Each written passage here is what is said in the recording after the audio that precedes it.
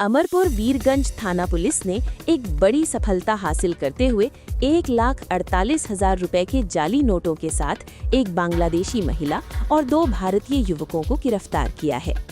गुप्त सूचना के आधार पर चलाए गए इस विशेष अभियान में वीरगंज थाना पुलिस को ये महत्वपूर्ण कामयाबी मिली। घटना के विवरण के अनुसार बांग्लादेश से जाली नोट लेकर एक बांग्लादेशी महिला तथा उसके साथ 2 भारतीय नागरिक अमरपुर के डालक बाजार होते हुए शहर की ओर आ रहे थे। इसी दौरान पुलिस ने संदेह के आधार पर एक ऑटो को रोका और तलाशी लेने पर तीनों के पास से बड़ी मात्रा में जाली नोट बरामद किए। मौके पर ही तीनों को गिरफ्तार कर लिया गया और उन्हें थाने लाया गया। पुलिस सूत्रों से मिली जानकारी के अनुसार गिरफ्तार बांग्लादेशी महिला का नाम प्रणिता त्रिपुरा है। उसका घर बांग्लादेश के पानछड़ी थाना अंतर्गत नावगांव गांव में बताया गया है। प्रारंभिक जांच में ये भी सामने आया है कि वो साबलिंग छड़ा भारत बांग्लादेश सीमा पार कर जाली नोट लेकर भारत में प्रवेश करती थी।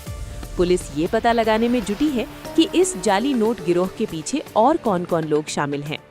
गौरतलब है कि भारत और बांग्लादेश के बीच राजनीतिक सहित विभिन्न मुद्दों को लेकर पहले से ही तनावपूर्ण माहौल बना हुआ है।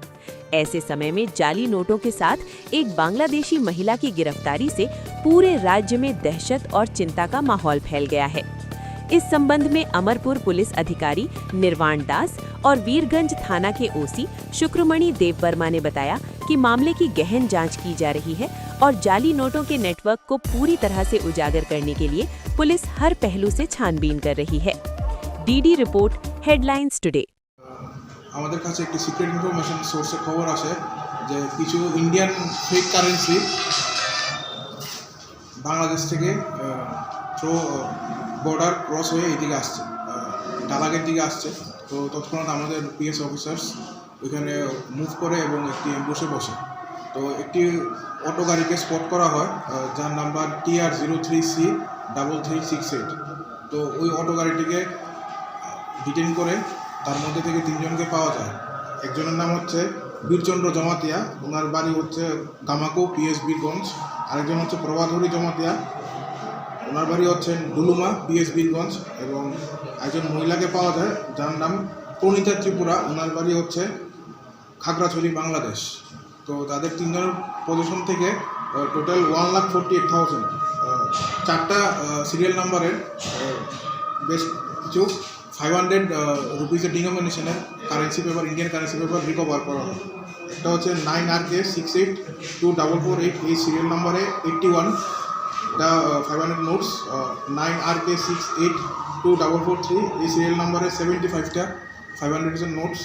9RK682444, এই সিরিয়াল নাম্বারে 73টা 500 রুপিসের কারেন্সি পেপার। এবং 9RK682442, এই সিরিয়াল নাম্বারে 67টা 500 ইন্ডিয়ান কারেন্সি নোট যেটা আছে সেগুলা রিকভার করা হয়। পরবর্তীকালে এগুলা সিজ করা হয় এবং ইউভি ল্যাম্প দিয়ে আমরা টেস্ট করে দেখি যে সবকটা 500 নোট যেটা রয়েছে সেগুলো ফেক। তারপর আমরা প্রপার ফর্মালিটি ফলো করে একটা কেস রেজিস্টার করি এবং তাদেরকে কোর্টে ফরওয়ার্ড করা হচ্ছে। এবং আমরা পুলিশ রিমান্ডের জন্য আবেদন করেছি মাননীয় আদালতের কাছে, এবং ডিউরিং পুলিশ রিমান্ড আমরা ওদেরকে আরও ক্লোজ ইন্টারোগেশন করব। স্যার, প্রাথমিক ধারণা কি মনে করা হচ্ছে যে জাল নোট নিয়ে ত্রিপুরাতে প্রবেশ করা বাংলাদেশের একজন মহিলা, কি মনে করা হচ্ছে? সেটা হয়তো এখানে ওরা ইউজ করবে এই জাল নোটসগুলা।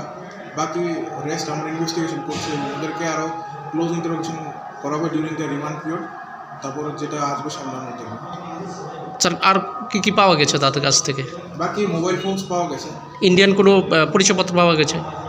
2 জন তো ইন্ডিয়ান রয়েছে, বীরচন্দ্র জমাতিয়া এবং প্রভাধরী। বাংলাদেশি যে মহিলাতে ওনার কাছে কোনো পরিচয় পাওয়া যায় না। উনি নিজেই কনফেস করেছে ওনার বাড়ি খাগড়াছড়ি বাংলাদেশ। ঠিক আছে।